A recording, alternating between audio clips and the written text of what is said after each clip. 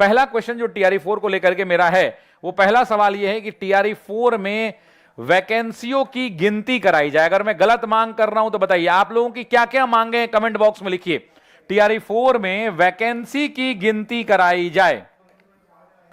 हम चाहते हैं कि सबसे पहले क्या हो, तो सबसे पहले हमारी मांगे क्या हैं, हम अपनी मांगों को बताना चाहते हैं हमारी मांगे क्या हैं। और हम अपने मुखिया से नहीं मांगेंगे तो किससे मांगेंगे?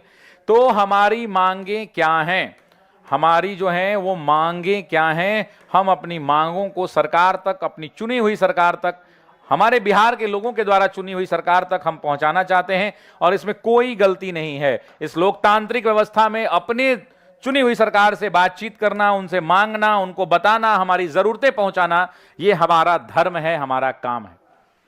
तो पहला सवाल है, पहला हमारा जो सबसे पहले मांग है कि टीआरई 4 में, टीआरई 4 को जारी करने से पहले, टीआरई 4 को जारी करने से पहले जो सबसे पहला है कि डिस्ट्रिक्ट वाइज जो है क्या कराया जाए, डिस्ट्रिक्ट वाइज वैकेंसी की गणना कराई जाए। वैकेंसी की गणना कराई जाए कि हर जिले में कितनी रिक्तियां हैं।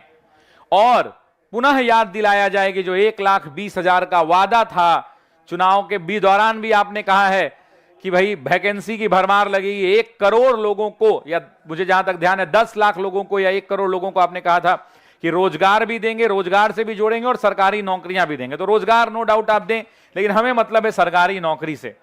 तो डिस्ट्रिक्ट वाइज वैकेंसी की गिनती हो जाएगी। तो इससे क्या फायदा होगा? इससे यह पता चलेगा कि टीआरई 3 में जब एग्जाम हुआ तो बहुत सारे लोगों का, किसी का 6 to 8 में भी सिलेक्शन हुआ, 9, 10 में भी सिलेक्शन हुआ। अब सीटें जो खाली रह गई, तो इन खाली सीटों की गणना कराई जाए पहले तो, कि कितनी सीटें, खाली सीटें कितनी हैं। अब जो भी खाली सीट है उस खाली सीट की गिनती करा ली जाए। और जब खाली सीट की गिनती हो जाएगी तो उसके बाद जो है एक आंकड़ा निकल के आएगा कि इतनी सीटें खाली हैं, भाई इतनी सीटों पर अब बहाली आनी चाहिए। तो पहला तो मेरा सवाल, मेरी मांग जो है कि डिस्ट्रिक्ट वाइज वैकेंसी में खाली डिस्ट्रिक्ट वाइज वैकेंसी की गणना कराई जाए, पहला। और दूसरा जो मेरा मांग है वो मांग ये है कि खाली सीटों की गिनती कराई जाए, पहली बात। अच्छा, अब सीटों की जब गिनती हो जाए, जब सीटों की गिनती हो जाए तब क्या होना चाहिए मेरे भाई, ये बताना। जब सीटों की गिनती हो जाए तो उसके बाद जो है कैटेगरी वाइज पता चल जाए बच्चों को, कैटेगरी वाइज सीटें पता चल जाएंगी। और तब जाकर जो है एक डेट प्लान जारी किया जाए, एक डेट शीट जारी किया जाए, या यूं कहें कि कैलेंडर जारी किया जाए। कैलेंडर, देखिए आपको यह बात तो माननी पड़ेगी कि जितनी नियुक्ति पूरे भारत में सरकारी नौकरी में, सबसे ज्यादा बिहार में सरकारी नौकरी मिला है। ये बात को कोई, हम भी इग्नोर नहीं कर सकते, आप भी इग्नोर नहीं कर सकते हैं। इतनी संख्या में सरकारी नौकरी, एक सपना होता है, लाखों लाख की भर्तियां दी गई हैं बिहार में, लेकिन आपने दिया, इसके लिए बहुत बहुत धन्यवाद। और बिहार के माता पिता ने भी आपको वापस लौटा दिया, बच्चों ने भी लौटा दिया जो मैंडेट आया। लेकिन बस एक बात जानना है कि अब जो है, जो हमारी परंपरागत मांगों में से नहीं है ये, हम चाहते हैं कि डेट शीट जारी हो और कैलेंडर जारी हो। आप में से कितने लोग चाहते हैं, जरा कमेंट करके बताइए, कितने लोग ये बात चाहते हैं कि डेट शीट जारी होना चाहिए और कैलेंडर जारी होना चाहिए, कैलेंडर जारी होना चाहिए।